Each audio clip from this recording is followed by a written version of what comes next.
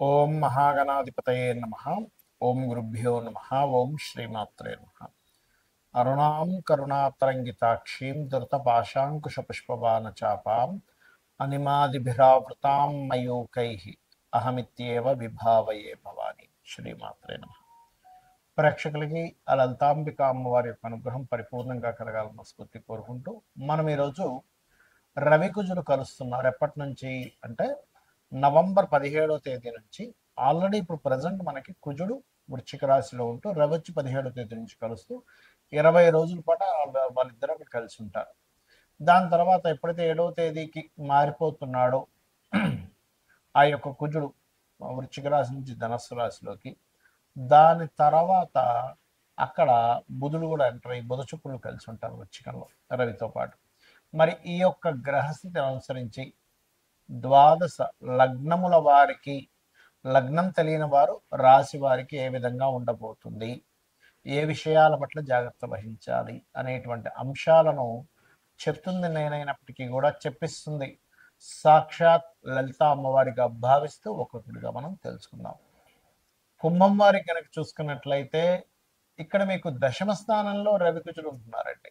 దీనివల్ల ఏమిటి, aggressive planets, ఒక స్ట్రాంగ్ గా ఒక ఫీల్ని ఇచ్చేటువంటి ప్లానెట్స్ ఈ రెండు కూడా స్ట్రాంగ్ పాజిటివ్ ట్రిగర్ కూడా చేస్తాయి. ఇక్కడ దశమంలో పాపగ్రహాలు చాలా చాలా పాపగ్రహాలు అంటే అవే పాపులను కాదు, పాప ఫలితాలను మనకు అందిస్తూ ఉంటాయి. అంటే స్ట్రాంగ్గా చేసేటువంటివి ఏవైతే ఉంటాయో స్ట్రాంగెస్ట్ తత్వాన్ని అవి అందిస్తూ ఉంటాయి.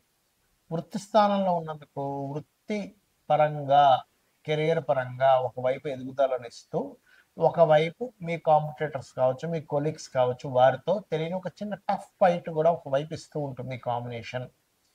అయితే ప్రమోషన్స్ కోసం ఎవరైతే ప్రయత్నం చేస్తూ ఉంటారో వాళ్ళ ప్రయత్నం కొంతవరకు సఫలీకృతం అవుతుంది. మరి ఇదేంటంటే కొంత అనేటువంటి వర్డ్ ఎందుకు వాడారు అంటే అక్కడ జలరాశుల్లో ఉంటున్నాడు రవి వెళ్ళి. జలరాశుల్లో ఉన్నప్పుడు ఏమవుద్దంటే రవికి జలం అనేటువంటిది తగ్గిస్తుంది దాని ప్రభావాన్ని. కాబట్టి మీరు ఏం చేయాలి, లగ్నంలో కూడా మీకు చూసుకున్నట్లయితే రాహు ఉంటూ శని వక్రించి వస్తున్నాడు కాబట్టి, అంటే స్లో మూవింగ్ ప్లానెట్స్ యొక్క కాంబినేషన్ ఉంటూ లగ్నంలో ఉండేటువంటి రాహుని శనిని కుజుడు చూస్తూ, ఈ శని మళ్ళీ అక్కడ వక్రించి వెనక్కి వస్తూ కుజుడిని చూస్తున్నాడు. అంటే శని కుజుల పరస్పర ఆస్పెక్ట్స్ అనేవి ఉన్నాయి. కాబట్టి ఇక్కడ మీరు ఏం చేయాలి అంటే ఉద్యోగ సంబంధించిన విషయంలో చేసే ప్రయత్నం సఫలీకృతం అవుతుంది అని చెప్పి గుర్తుపెట్టుకోండి. రెండవది ప్రమోషన్స్ విషయంలో కొంత స్ట్రెస్ అయినప్పటికీ వస్తాయనేటువంటి విషయాన్ని గుర్తుపెట్టుకోండి. అలాగే కొంత మీరు ఏదైతే సాధిద్దాం అనుకుంటారో లైఫ్లో, ఎస్ ఇది నేను సాధిస్తాను, ఇది నాకు చాలా బాగా కలిసి వస్తుంది అనుకునేటువంటి అంశాల్లో కూడా కొంత మీకు బాగా కలిసి వస్తుంది. ఇక ఇవన్నీ ఒక ఎత్తు అయితే మీరు చేయవలసిన రెమెడీ ఏమిటి, కుజ రవి శని రాహు గ్రహాల దగ్గర దీపారాధన చేయండి.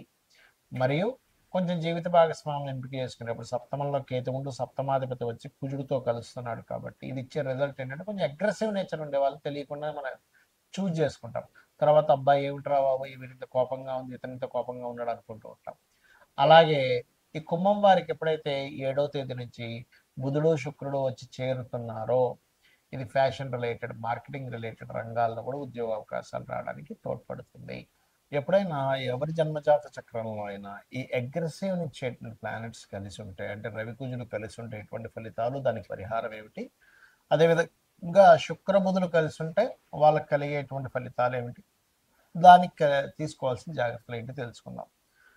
సహజంగా ఏంటంటే రెండు గ్రహాలు అంటే ఉష్ణాన్ని కలిగినటువంటి గ్రహాలుగా చెప్తారు, అగ్రెసివ్ ప్లానెట్స్ అంటారు వీటిని.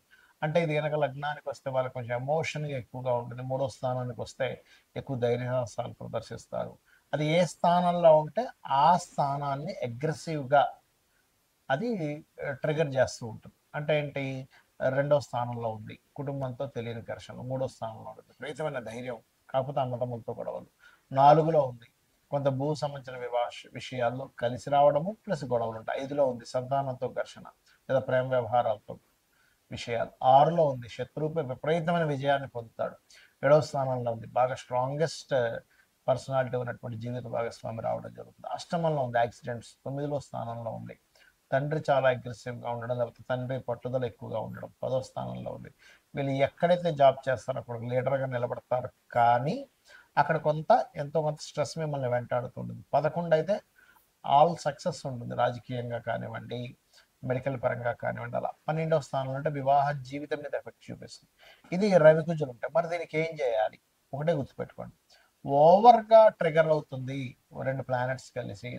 అదే మెయిన్గా వీళ్ళకి ప్రాబ్లమాటిక్ అవుతుంది.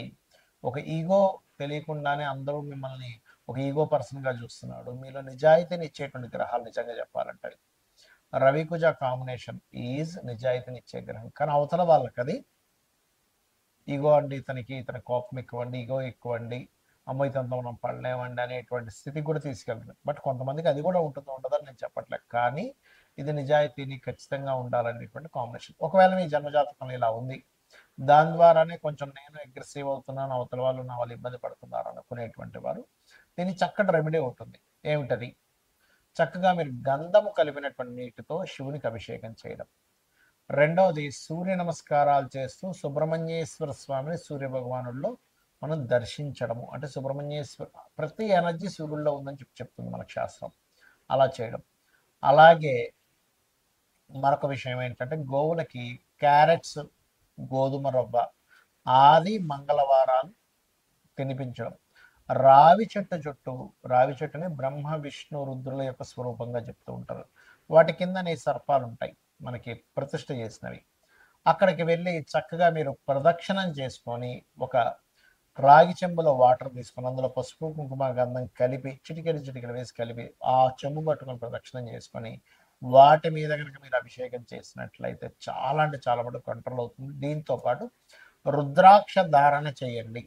ఎన్ని ముఖాలు చేయాలి ఏమిటంటే అది ఎన్నో భావంలో ఉంది, అన్ని ముఖాలు చేయండి. అంటే ఒకటో భావంలో ఉంది భద్రాక్ష దొరుకుతుంది చంద్రాకారంలో, రెండో భావంలో ఉంది 2 ముఖాలు, మూడో స్థానంలో ఉంది కాంబినేషన్ 3 ముఖాలు, 4వ స్థానంలో ఉంది 4 ముఖాలు. అలా 12 భావాలకి 12 ముఖాలు మీరు ధరించవచ్చు. అంటే 12 స్థానాల్లో ఎక్కడుంటే అన్ని ముఖాలు ధరించడం ద్వారా మీకు చాలా కంట్రోల్ అవుతుంది. ఎందుకంటే ఈ కాంబినేషన్ బీపీని కూడా పెంచుతుంది, గుర్తుపెట్టుకోండి.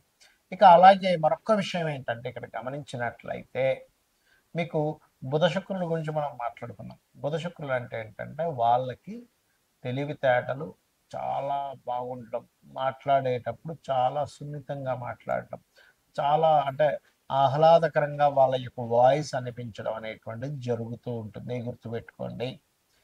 అలాగే మరొక విషయం ఏంటంటే ఇక్కడ గమనించినట్లయితే ఈ బుధుడు శుక్రుడు అంటే కమ్యూనికేషన్స్ కారకుడు. అదేవిధంగా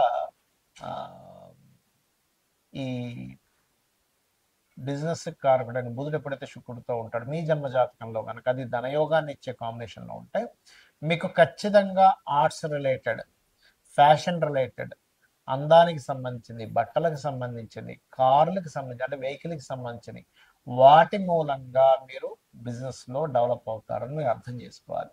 అయితే దీనివల్ల ఏంటంటే మంచి స్నేహితులు కూడా ఉంటారు.